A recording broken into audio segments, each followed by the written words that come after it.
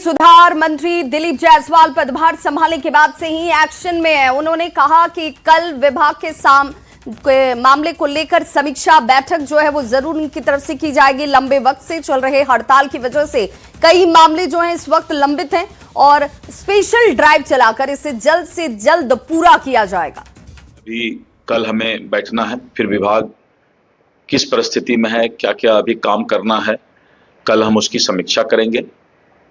तब तक मैंने सभी पदाधिकारी और कर्मचारी को निर्देश दिया है कि जो अभी हड़ताल लंबे समय से चल रहा था तो बहुत मामला म्यूटेशन का, परिमार्जन का काफी लंबित है और उस लंबित मामले को स्पेशल ड्राइव चला करके कैसे जल्द से जल्द लोगों को और उसका काम पूरा कर सकें, इसका जो है पूरा ब्लूप्रिंट तैयार करना है जिससे कि आम जनता को तुरंत सुविधा प्राप्त हो।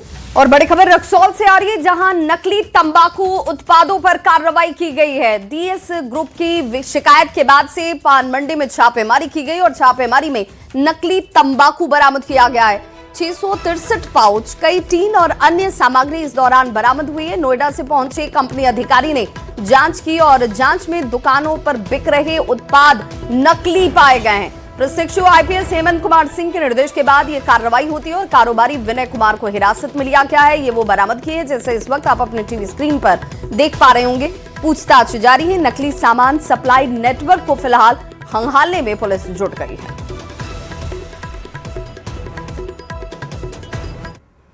बिहार में नई सरकार के गठन के बाद कला संस्कृति मंत्री प्रमोद चंद्रवंशी ने अश्लील भोजपुरी गानों पर सख्त कार्रवाई के निर्देश दिए हैं। मंत्री ने कहा कि अश्लील, जातिगत और रंगदारी वाले गानों पर पूरी तरह से रोक लगाई जाएगी। भोजपुरी गायक छोटू छलिया ने सरकार के फैसले का स्वागत करते हुए कहा कि ऐसे गानों से समाज पर गलत प्रभाव पड़ रहा है। उन्होंने अश्लील गाने रिलीज करने वाले प्लेटफॉर्म्स पर भी कार्रवाई की मांग की।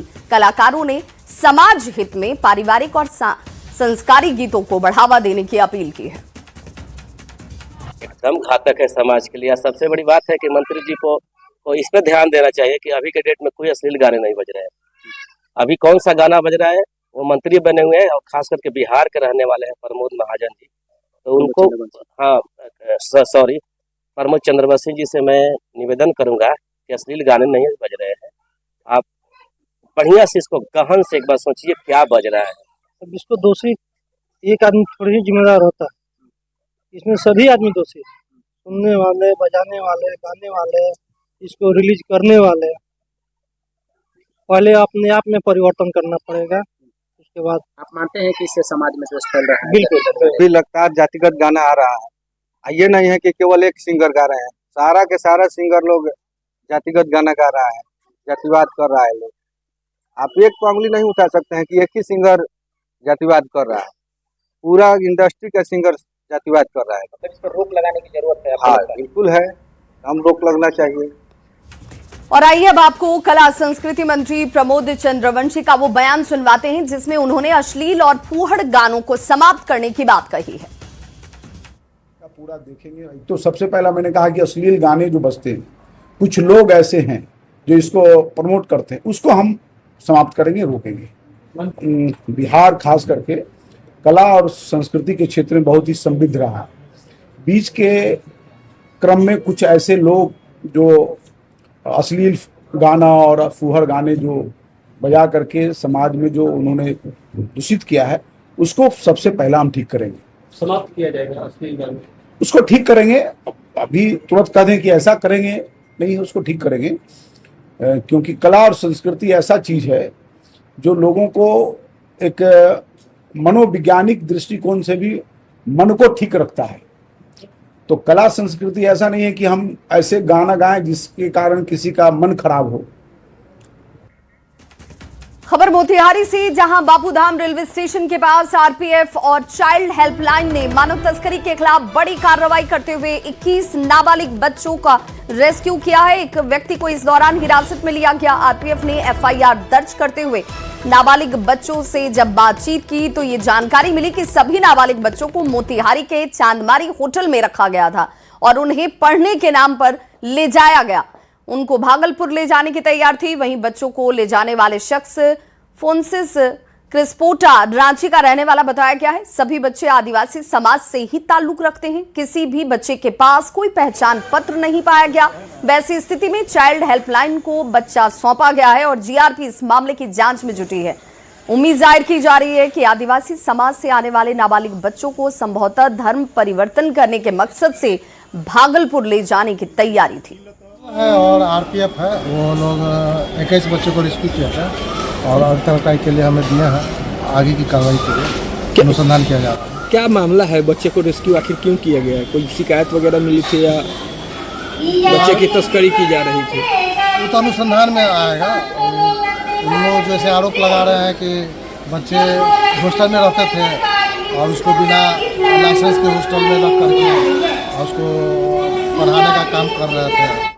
भागलपुर के सुल्तानगंज नगर परिषद कार्यालय में हुए गोलीकांड में घायल नगर सभापति राजकुमार गुट्टू की इलाज के दौरान पटना में मौत हो गई। उनके निधन की खबर मिलते ही सुल्तानगंज में शोक की लहर दौड़ गई है।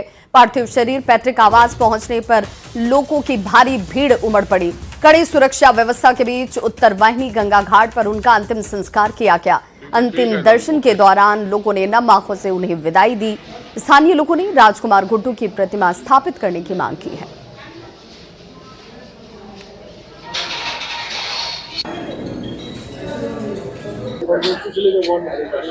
सभी लोगों से मधुर संबंध, अच्छा व्यवहार रखते थे और सामाजिक कार्यकर्ता शुरू से रहे। वो राष्ट्रीय स्वयंसेवक संघ के सदस्य भी रहे, भारतीय जनता पार्टी के जो है वो वरीय पदाधिकारी भी थे और समर्पित थे। इनका एक इच्छा था कि सुल्तानगंज का जब हम सभापति बने हैं तो यहाँ का एक ऐसा विकास हो जो पूरे विश्व के लोग यहाँ आते हैं उनको अच्छा से अच्छा सुविधा दिया जा सके। चिकन नेक के मोहानी और नेपाल और बांग्लादेश के अंतर्राष्ट्रीय सीमा से सटे किशनगंज के पोठिया में सीआईएसएफ का रीजनल ट्रेनिंग सेंटर खुलने जा रहा है और सीआईएसएफ ट्रेनिंग सेंटर के लिए 110 एकड़ जमीन का भी चयन किया गया है। केंद्र सरकार ने इसकी मंजूरी भी दी है और सीआईएसएफ की ट्रेनिंग सेंटर खुलने के बाद भारत की अंतर्राष्ट्रीय सुरक्षा भी अभेद्य होने वाली है। देखिए किशनगंज से ये विशेष रिपोर्ट।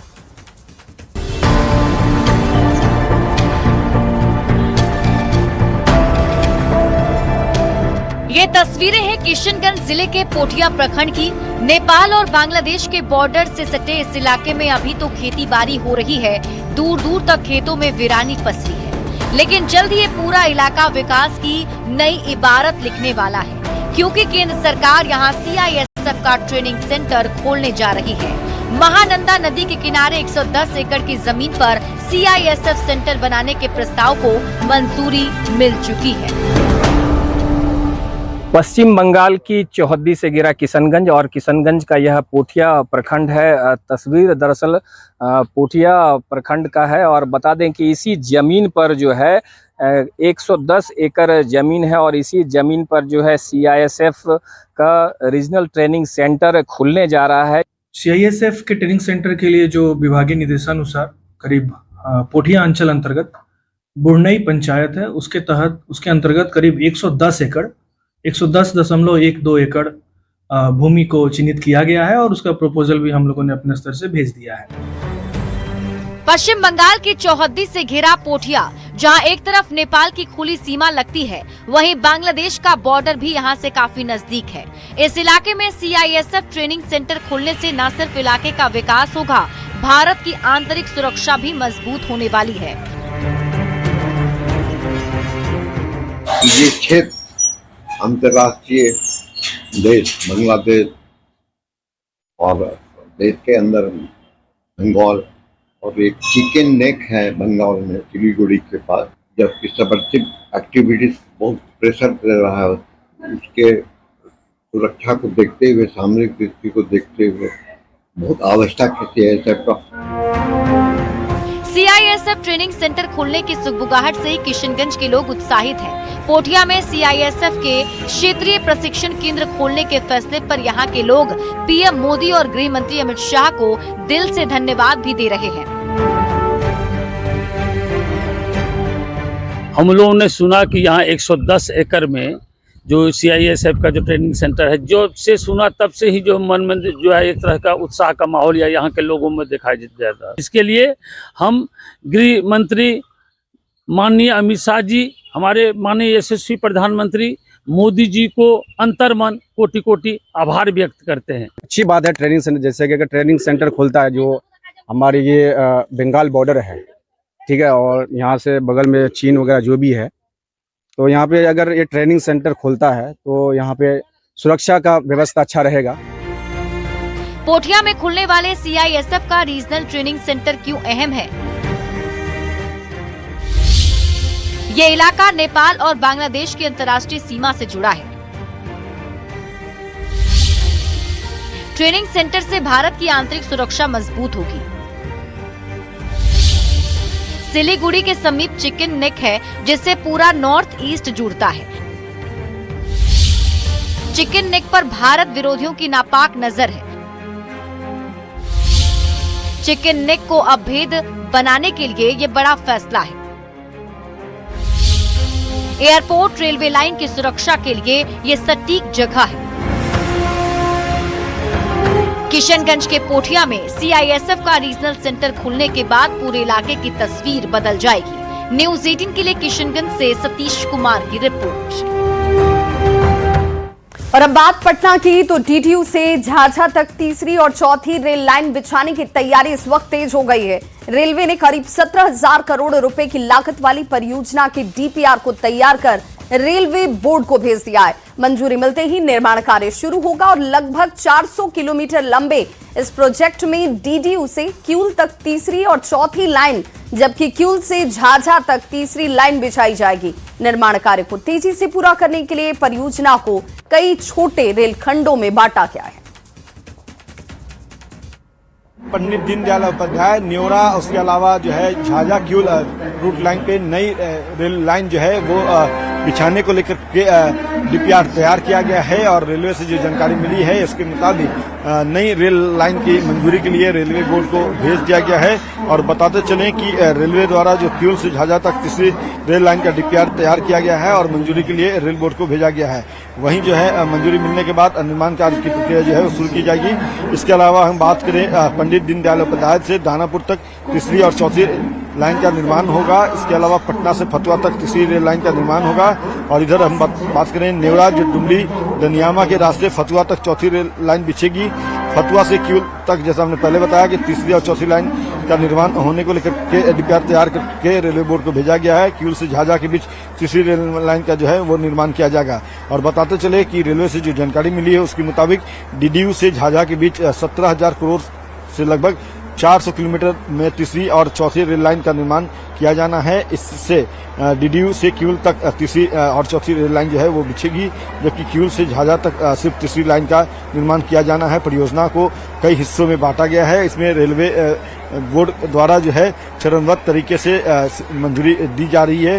निर्माण कार्य को लेकर के सुगमता पूर्वक और तेजी से पूरा करने के लिए DDU से दानापुर, दानापुर से फतुहा, फतुहा से बख्तियारपुर, बख्तियारपुर से पुनारख, पुनारख से जो है क्यूल और क्यूल से झाझा को छोटे छोटे रेल खंड में बांटा गया है। और प्रथम चरण में फतुहा से बख्तियारपुर तक 24 किलोमीटर जो है, बख्तियारपुर से पुनारख तक 30 किलोमीटर और पुनारख से क्यूल तक जो है 50 किलोमीटर की स्वीकृति रेलवे बोर्ड से मिल गई है।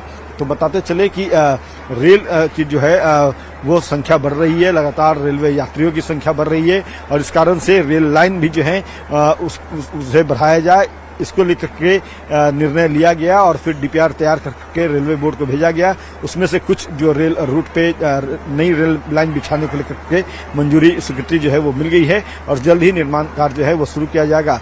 बाकी के लिए जो रेलवे बोर्ड है वो आगे निर्णय लेगा कि किस रूट पर और कितनी किलोमीटर की लंबाई तक जो है वो तीसरी और चौथी रेल लाइन जो है वो बिछाई जाए। इसको लेकर के निर्माण कार्य जो है वो होंगे जब मंजूरी मिलेगी। तो फिलहाल अगर हम बात करें पटना से झाझा क्यूल तक जो है वो तीसरी और चौथी रेल लाइन बिछाने को लेकर स्वीकृति मिल गई है, मंजूरी मिल गई है और जल्द ही निर्माण कार्य जो है वो शुरू कर दिए जाएंगे।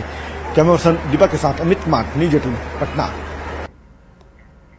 इस बुलेटिन में पूरी तरह से एक्शन में है। रोजगार और नौकरी के साथ ही सरकार अब पुलिस को भी चुस्त दुरुस्त करने की तैयारी में जुट गई है। अगले महीने बम्पर बहाली। इसी कड़ी में जून के पहले हफ्ते में सैप जवानों की ये बम्पर बहाली होने जा रही है।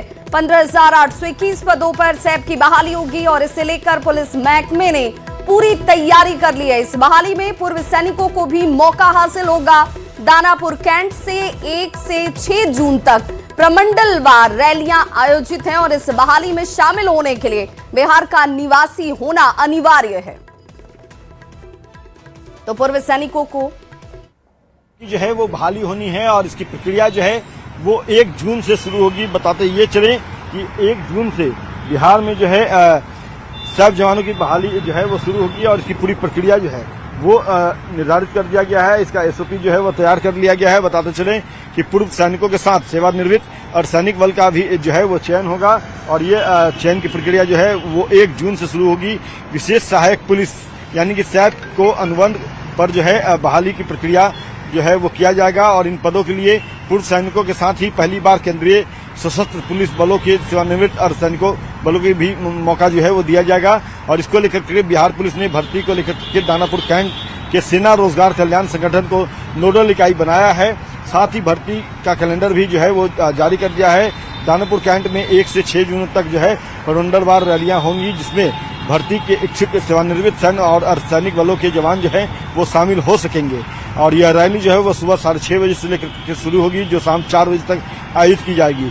बताते ये चले कि इसके लिए जो कैटेगरी तैयार किया गया है जिस तरह से प्रमंडल वाइज जो है जो सूचना अधिसूचना जो है दी गई है उसके मुताबिक पूर्णिया प्रमंडल में जो है पूर्णिया, भागलपुर, दरभंगा में जो है पूर्णिया, कटिहार, अररिया, किशनगंज, भागलपुर, नवगछिया, बांका, दरभंगा, मधुबनी, समस्तीपुर में 1 जून को जो है वो बहाली होगी। और कोसी, मुंगेर, सारण की बात कर लें प्रमंडल की तो इसमें सहरसा, मधेपुरा, सुपौल, मुंगेर, बेगूसराय, खगड़िया, लखीसराय, शेखपुरा, जमुई, सारण, सिवान और गोपालगंज में 2 जून को जो है वो बहाली प्रक्रिया होगी। तिरहुत की बात कर ले तो मुजफ्फरपुर, मोतिहारी, बेतिया, बगहा, सीतामढ़ी, वैशाली, शिवहर में जो है वो 3 जून को बहाली प्रक्रिया होगी। गया, मगध की बात कर ले तो गया, जहानाबाद, अरवल, औरंगाबाद और नवादा में जो है वो 4 जून को बहाली प्रक्रिया होगी। पटना की बात करें तो पटना, नालंदा, भोजपुर, भभुआ, रोहतास, बक्सर में जो है 5 और 6 जून को जो है बहाली प्रक्रिया होगी। और इसको लेकर के पूरे तौर पे जो जानकारी है वो दे दी गई है। रीजनल ऑफिस जो है AWPO दानापुर कैंट के द्वारा वॉक इंटरव्यू जो है वो 26-27 के लिए लिया जाएगा। और इसके अलावा जो है वॉक इंटरव्यू जो है वो प्रत्येक माह प्रथम सप्ताह में भी जो है वो किया जाएगा। चुने गए भूतपूर्व सैनिक बलों को जो है 1 वर्ष के लिए अनुबंध पर जो है वो बहाल किया जाएगा और आवश्यकता के अनुरूप जो है इनके अनुबंध को अगले वर्ष जो है विस्तृत किया जाएगा। इस बात की जानकारी जो है वो पुलिस मुख्यालय की तरफ से दी गई है।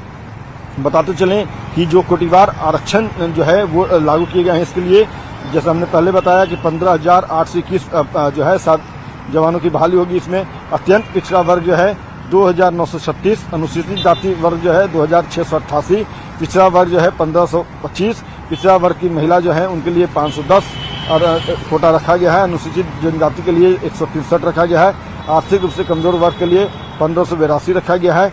और अगर हम अनारक्षित वर्ग की बात करें तो अनारक्षित वर्ग जो है जिसमें आर्थिक रूप से कमजोर वर्ग को मिला दिया जाए तो इनकी संख्या जो है वो 6,417 हो जाता है। तो कुल मिलाकर देखा जाए तो 15,821 पदों के लिए सैप जवानों के लिए जो है वो बहाली प्रक्रिया 1 जून से शुरू होगी। और इसको लेकर के जो जानकारी है वो सार्वजनिक कर दिया गया है।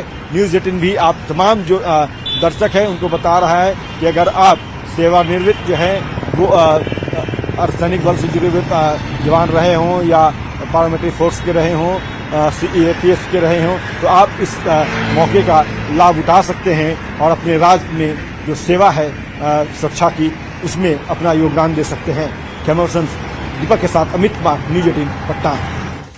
तो बिहार में विधान परिषद की 10 सीटों पर चुनाव का बिगुल जल्द ही बजने वाला है। 28 जून को 9 सीट खाली हो रही है जबकि नीतीश कुमार के इस्तीफे के बाद 1 सीट पहले से ही खाली है। ऐसे में इन सभी 10 सीटों पर चुनाव की तैयारी शुरू हो गई है और जल्द ही तारीखों का ऐलान भी हो सकता है।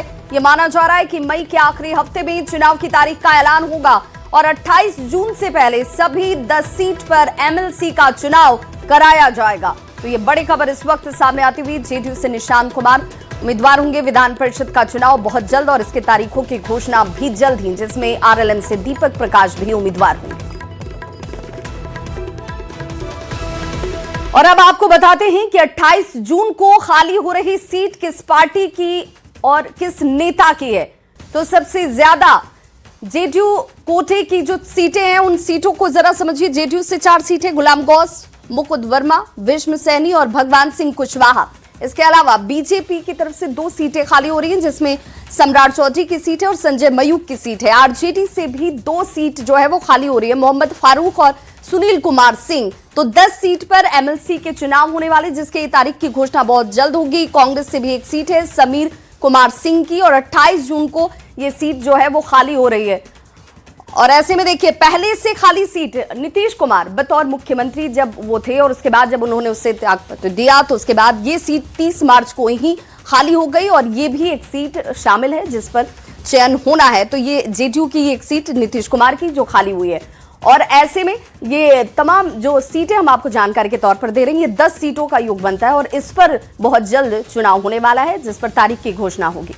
बड़ी खबर पटना से, जहां फतुहा थाना क्षेत्र के पटना बख्तियारपुर 4 लेन पर भीषण सड़क हादसा हुआ और बक्सर से पूर्णिया जा रहा स्प्राइट लदा एक ट्रेलर ट्रक मिट्टी धंसने से सड़क के किनारे गड्ढे में पलट गया। हादसा इतना जबरदस्त था कि ट्रेलर ट्रक का इंजन एक झटके में चेचिस से अलग होकर देखिए दूर जा गिरा।